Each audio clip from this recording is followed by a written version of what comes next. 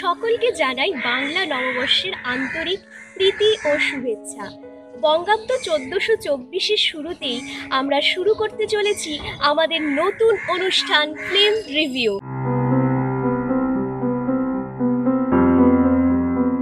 এই নববর্ষে গত শুক্রবার মুক্তি পেল বহু প্রতীক্ষিত কৌশিক গাঙ্গুলি পরিচালিত বিসর্জন, যা সম্প্রতি 64তম জাতীয় পুরস্কারে শ্রেষ্ঠ বাংলা ছবি হিসেবে পুরস্কৃত হয়েছে। অন্যদিকে বলিউডে সৃজিত মুখার্জির Begum Jaan, which is remake by Bengali movie Raj Kahini, এছাড়াও মুক্তি পেয়েছে Hollywood movie fast and furious 8। এর মধ্যে আমরা রিভিউ করব বিসর্জন।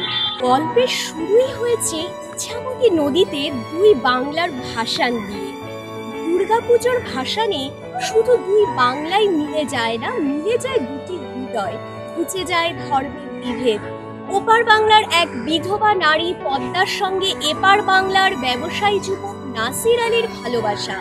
পদ্মা নদীর ধারে মৃতপ্রায় নাসির আলীকে উদ্ধার করে বাড়িতে নিয়ে আসে। গ্রাম্য সংস্কার ও সমাজের লাল চোখকে এড়িয়ে পদ্মা অসুস্থ যুবককে তিলে তিলে সুস্থ করে তোলে। বিধবা পদ্মা তার চলে যাওয়া স্বামীকে নাসির আলীর মধ্যে খুঁজে পায়, কিন্তু তাদের পরিণতিতে বিচ্ছেদের সুর বেজে ওঠে যখন পদ্মা তার সুভাষদাকে ভোর রাতে চলে যেতে হয়। শেষ পর্যন্ত গণেশের ভালোবাসার কাছে পদ্মাকে আত্মসমর্পণ করতে হয়। কলা বউ ছাড়া আর ওই বেধব গণেশের জীবনে কোনো নারী জুটবে না, এই অপবাদ ঘুচিয়ে দিয়ে না আর বলবো না। নাসির, পদ্মা, গণেশ এদের পরিণতি জানতে হলে দেখতে হবে অবশ্যই ছবিটি।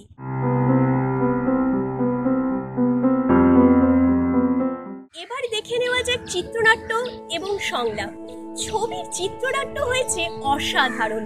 আজকের সময় দাঁড়িয়ে দুই বাংলার গল্প, যা আমাদেরকে নিয়ে যায় অনেকটা নস্টালজিয়ায়। ছবির সংলাপ হয়েছে গ্রাম্য ভাষা বাঙাল ভাষায়, যা ছবির মূল আকর্ষণ।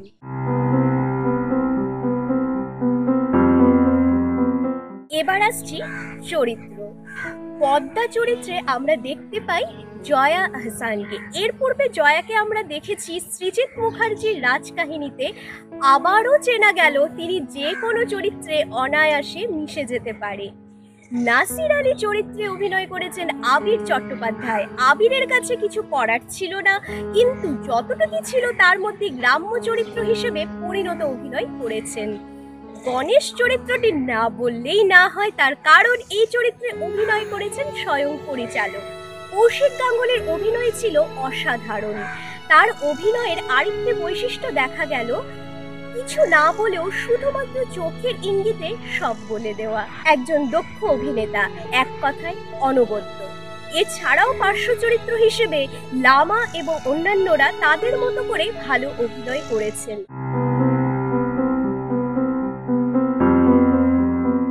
এই ছবির বিশেষ আকর্ষণ হচ্ছে সঙ্গীত। সঙ্গীত পরিচালনা করেছেন কালিকা প্রসাদ ভট্টাচার্য, যিনি এক দুর্ঘটনায় আমাদের কাছ থেকে চলে গেছেন, কিন্তু দিয়ে গেছেন তার জীবনের শ্রেষ্ঠ গান, যে লোকগানে মিশে আছে মাটির টান।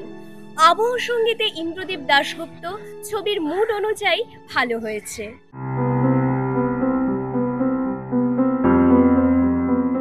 এবার দেখে নেওয়া যাক টেকনিক্যাল দিকগুলো। প্রত্যেকটি ছবিরই গুরুত্বপূর্ণ বিষয় হলো এডিটিং বা সম্পাদনা। এই ছবির এডিট করেছেন শুভজিৎ সিংহ। ছবির শুরু থেকে শেষ পর্যন্ত আপনি কোথাও বোর ফিল করবেন না, এক কথায় অনবদ্য সম্পাদনা হয়েছে। এই ছবির সিনে ফটোগ্রাফার হলেন সৌভিক বসু। চিত্রগ্রহণ হয়েছে অসাধারণ। Last but not the least, পরিচালনা কেমন হয়েছে? কৌশিক গাঙ্গুলি অভিনয়ের পাশাপাশি স্টোরি, স্ক্রিন প্লে অ্যান্ড ডিরেকশনের দিকটাও তিনি দেখেছেন। তার পরিচালনা নিয়ে কিছু বলার নেই, কারণ এই পর্যন্ত তিনি যে সমস্ত ছবি পরিচালনা করেছেন সবগুলোই সফল ছবি। বিসর্জনও এর ব্যতিক্রম নয়, যা 2017-র শ্রেষ্ঠ বাংলা ছবি। আর কেন শ্রেষ্ঠ ছবি তা জানতে গেলে আপনাকে ছবিটি দেখতে হবে। পরিচালক প্রত্যেকটি চরিত্র থেকে সঠিক কাজটি আদায় করে নিয়েছেন। এছাড়াও অন্যান্য বিষয় যেমন মেকআপ, আর্ট ডিজাইন, কস্টিউম প্রভৃতি সবকিছুই অনবদ্য। ছবিটি প্রথম দিন থেকেই সমস্ত সিনেমা হলগুলো হচ্ছে হাউসফুল।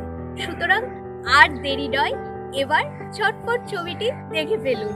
আজকের মতো এখানেই শেষ করছি।